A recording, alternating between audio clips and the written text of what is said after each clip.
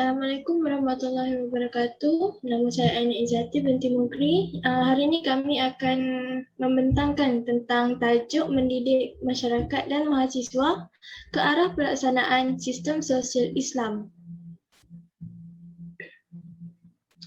Sistem sosial Islam ini adalah sistem perhubungan antara sesuatu kelompok manusia dengan kelompok yang lain dan terikat dengan nilai-nilai yang ditetapkan oleh Islam.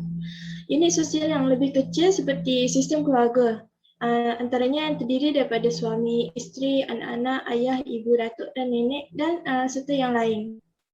Saya Nur Amir Farzana binti Abdul Razak akan menjelaskan tentang nilai yang diperoleh dari pelaksanaan sistem sosial Islam dalam kalangan masyarakat dan mahasiswa. Nilai yang pertama ialah masyarakat dan mahasiswa perlulah mempunyai pegangan agama yang mantap bagi memperoleh keberkesanan dari pelaksanaan sistem sosial Islam ini.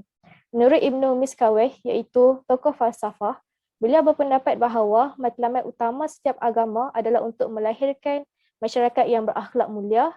Pelaksanaan sistem sosial Islam ini tidak akan terhasil melainkan setiap individu itu percaya bahawa agama adalah sesuatu yang perlu dalam sistem sosial ini.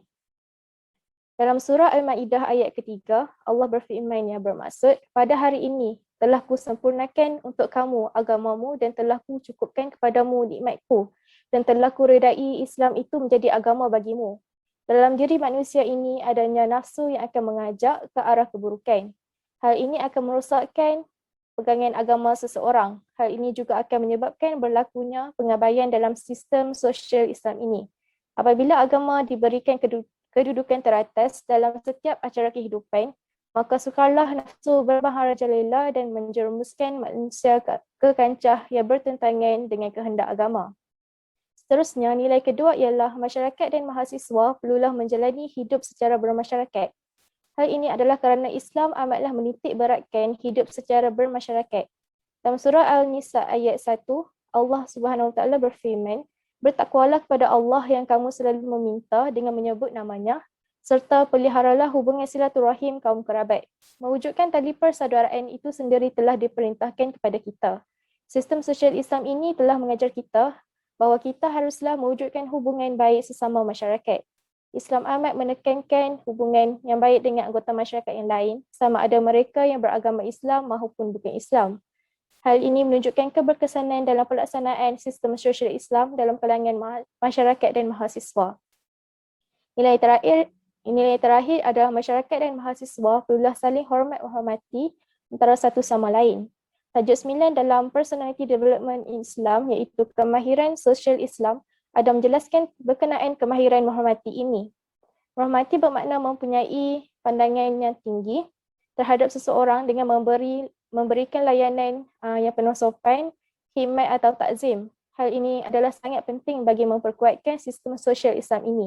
Selain itu, saling hormat menghormati ini adalah salah satu sifat mahmudah. Sifat saling hormat menghormati ini amatlah perlu dipraktikkan oleh semua Muslim yang mengaku dirinya beriman kepada Allah. Sifat hormat ini akan mewujudkan sifat mahabbah sesama manusia tanpa mengira usia, agama dan budaya. Antara contoh sifat yang saling menghormati ini ialah memberi layanan mesra dan sopan, saling bekerjasama, saling menghormati antara satu sama lain, saling menjaga privasi orang lain, serta berbudi pekerti dan membalas jasa orang lain. Itu sahaja daripada saya serahkan kepada Kristina untuk pertanyaan seterusnya. Nama saya Kristina binti Muhammad Menawan. Saya akan membentangkan tentang kesan pelaksanaan sistem sosial Islam. Kesan yang pertama kita dapat lihat daripada pelaksanaan sistem sosial Islam adalah daripada sistem tersebut dapat melahirkan insan Rabbani. Apa yang dimaksudkan insan Rabbani ini ialah insan yang dapat meyakini dan menghayati keesaan, kebesaran, kekuasaan, keadilan dan keagungan Allah.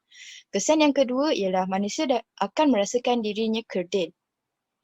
Dengan kesan ini, manusia akan berusaha sepenuhnya untuk melaksanakan segala syariat Allah dan meninggalkan segala larangannya seperti yang termaktub dalam Al-Quran dan As-Sunnah. Kesan yang ketiga pula ialah dapat melahirkan individu yang mempunyai sasiah yang unggul. Dalam hal ini, kesan ini mampu melihat dan memahami konsep yang konsep fitrah manusia secara syamil, iaitu kesemuanya beroperasi mengikut syariat yang telah ditetapkan oleh Allah. Kesan yang keempat pula ialah dapat melahirkan insan yang yakin bahawa syariat Islam tidak mengabaikan fitrah semula jadi manusia. Dalam hal ini, manusia perlu mempunyai fitrah seperti ingin bergaul sesama manusia, ingin berinteraksi antara satu sama lain, dan melalui sistem sosial Islam ini, ianya tidak mengabaikan syariat Islam yang melibatkan fitrah semula jadi manusia. Seterusnya, dapat melahirkan insan yang bersikap positif. Dalam hal ini, semua tindakan yang dilakukan akan manusia akan berfikiran positif untuk segala tindakan yang dilakukan. Sebagai contoh, seorang manusia ni berani mempertahankan syariat Islam dalam kehidupan seharian mereka, dalam tak kira dalam apa aspek sekalipun. Yang terakhir ialah dapat melahirkan insan yang seimbang. Dalam hal ini, antara apa yang dikatakan seimbang ialah dapat memenuhi tuntutan rohani dan jasmani, akal dan hati, dunia dan akhirat, teori dan praktikal, kebebasan dan tanggungjawab, serta dalam tuntutan individu dan kehidupan masyarakat. Seterusnya saya serahkan kepada Zuhaiza untuk cabaran yang dihadapi dalam mendidik masyarakat dan mahasiswa ke arah pelaksanaan sistem sosial Islam. Nama Nur Sulaiza binti Ismail. Saya akan menerangkan tentang cabaran yang dihadapi oleh masyarakat dan mahasiswa ke arah pelaksanaan sistem sosial Islam. Cabaran yang pertama ialah institusi kekeluargaan yang rapuh. Pelaksanaan sistem sosial Islam ini perlu dididik bermula dari rumah oleh ibu bapa. Ibu bapa menjadi role model yang terdekat dengan anak-anak dalam pembentukan akhlak remaja. Menurut kajian yang dilakukan oleh Muhammad Khairi Haji Osman, institusi kekeluargaan ini terutamanya melihat kepada cara didikan dan perapatan ibu bapa dengan anak-anak. Pada masa ini, kebanyakan hubungan antara ibu bapa dan anak-anak hanya melalui gadget semata-mata. Kurangnya komunikasi antara ibu bapa dan anak-anak akan menyebabkan kesukaran dalam pelaksanaan sistem sosial Islam. Hal ini kerana ibu bapa yang sibuk bekerja sehingga peluang bersama anak-anak terhad. Oleh yang demikian, anak-anak akan berasa jauh dan tidak mesra dengan ibu bapa mereka sendiri. Malahan jika berlaku pergaduhan, ada yang bertindak lebih agresif dengan bersikap biadab kepada ibu bapa dan orang lain. Cabaran yang kedua ialah pengaruh rakan sebaya. Pengaruh rakan sebaya paling berkesan dalam menyukarkan pelaksanaan sistem sosial Islam. Masyarakat sekarang ini, tidak kira perempuan ataupun lelaki, sangat selesa berborak dan berkongsi masalah dengan rakan-rakan mereka sendiri berbanding dengan ibu bapa mereka. Hal ini kerana pergaulan mereka dipengaruhi oleh rakan-rakan yang mempunyai nilai yang tidak baik. Mahasiswa sekarang ini lebih suka kebebasan dalam melakukan sesuatu. Mereka beranggapan bahawa dengan kebebasan yang diberikan ini, mereka akan lebih berdikari. Namun tanpa disedari, mereka menggunakan kebebasan ini demi memenuhi keseronokan hidup mereka. Antaranya banyak yang kita lihat mahasiswa dan masyarakat sekarang ini lebih mudah terjebak dengan gejala sosial seperti penyalaan godaan dadah dan penggualan bebas. Oleh itu, sangat perlu bijak dalam memilih rakan-rakan yang boleh pimpin ke arah kebaikan dan bukan keburukan. Dan yang terakhir ialah penggunaan teknologi yang terlampau obses. Kemajuan dalam sistem teknologi maklumat seperti internet memudahkan masyarakat mengakses dan menonton apa sahaja yang mereka suka di mana-mana dan pada bila-bila sahaja. Penggunaan teknologi pintar ini tidak terbatas pada masa ini. Kita boleh lihat sekarang budak-budak dalam lingkungan 3 tahun ke atas sudah mula didedahkan dengan telefon pintar atau gadget. Jika tidak dipantau tidak dipantau oleh ibu bapa, anak-anak akan sewenang-wenangnya melayari laman-laman web yang negatif dan melalaikan. Ketagihan internet ini dapat memberi kesan yang buruk terhadap pelaksanaan sistem sosial Islam kerana remaja akan terpengaruh oleh berbagai pengaruh negatif sehingga membawa kepada peningkatan gejala sosial. Itu saja daripada saya. Saya menyerahkan kepada Hilman. Baik, terima kasih saya ucapkan kepada Nurul Suhaiza. Sekarang saya Nur Haliman bin Hussein akan menerangkan tentang perbezaan antara sistem sosial Islam dengan sistem sosial konvensional. Sebenarnya untuk perbezaan ni ada banyak, tapi saya ambil antaranya 3 saja untuk perbezaan ni. Perbezaan antara sistem sosial Islam dengan sistem sosial konvensional. Tapi sebelum tu saya akan menerangkan apa itu sistem sosial konvensional. Jadi sistem sosial konvensional ini adalah suatu sistem yang ditentukan oleh manusia sendiri dalam kelompok masyarakat yang tidak mempunyai piawai mutlak tapi boleh berubah mengikut ketentuan masyarakat. Maksudnya sistem sosial konvensional ni adalah ciptaan manusia yang tidak bersifat satu, iaitu yang itu boleh berubah mengikut zaman, mengikut peredaran zaman dan juga mengikut apa yang mereka inginkan.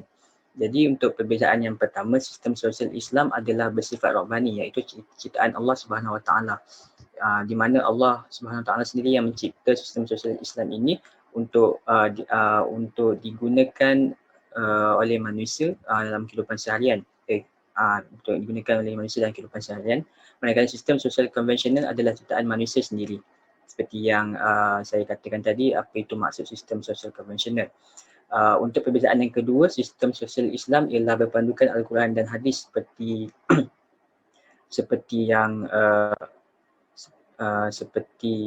yang kita pernah dengar dalam hadis Rasulullah SAW yang bermaksud berpeganglah kamu kepada dua sekiranya dan jika kamu pegang pada dua itu maka kamu tidak akan sesat selama-lamanya, iaitu berpegang kepada Al-Quran dan hadis. Jadi itulah yang cuba diterapkan dalam sistem sosial Islam agar kita tidak terpesong ataupun kita tidak terlalu jauh daripada kebaikan dalam kehidupan kita. Jadi manakala untuk sistem sosial konvensional pula ialah berpandukan nilai dan pandangan majoriti masyarakat setempat. Bermaksud di sini sistem sosial konvensional, cara-cara untuk menggunakan sistem sosial konvensional ini adalah berpandukan nilai dan pandangan. Bermaksud apa yang dilihat oleh sebuah masyarakat setempat dan nilai itu adalah nilai yang baik, maka mereka akan gunakan nilai tersebut untuk digunakan dalam kehidupan seharian mereka. Untuk perbandingan yang seterusnya, untuk sistem sosial Islam lebih mengutamakan kepentingan umum lebih kepentingan individu. Di sini bermaksud sistem sosial Islam lebih untuk mengetengahkan keharmonian di dalam kelompok itu daripada melebihi daripada individu. Bukan bermaksud sistem sosial Islam ini tidak mementingkan keharmonian individu, tetapi sistem sosial Islam ini meletakkan keharmonian masyarakat itu yang utama sebelum datangnya keharmonian individu. Dan yang terakhir untuk sistem sosial konvensional pula lebih mengutamakan hak individu melebihi hak dan kepentingan umum. Sistem sosial konvensional ini ciptaan manusia, jadi mereka lebih sistem sosial konvensional ini lebih untuk mengutamakan individu itu dahulu berada dalam keadaan yang baik, maka selepas itu barulah masyarakat berada juga dalam keadaan yang baik. Seperti kita tahu sekiranya sebuah masyarakat itu, kita boleh lihat sebuah masyarakat itu adalah baik ataupun tidak bermula daripada sebuah keluarga. Dan dalam sebuah keluarga itu kita boleh lihat sekiranya sebuah keluarga itu baik ataupun tidak, kita boleh lihat nilai-nilai yang ada dalam individu-individu dalam keluarga tersebut. Jadi inilah yang dikatakan oleh sistem sosial konvensional, mengutamakan hak individu melebihi hak dan kepentingan umum. Seterusnya saya akan serahkan semula kepada Aina untuk memberikan kesimpulan. Jadi kesimpulan yang kita dapat daripada tajuk ini, setiap manusia perlulah bertanggungjawab terhadap diri sendiri, kemudian diikuti dengan tanggungjawab kepada ahli keluarga, masyarakat untuk mengajak mereka membuat kebaikan dan meninggalkan keburukan. Seterusnya, manusia juga seharusnya menjaga alam sekitar kerana alam sekitar ini adalah amanah daripada Allah Subhanahu Wa Taala kepada umat manusia untuk dijaga. Dan akhir sekali, melalui sistem sosial Islam ini, manusia juga dapat melaksanakan aktiviti seharian berlandaskan syariat Islam. Sekian, terima kasih.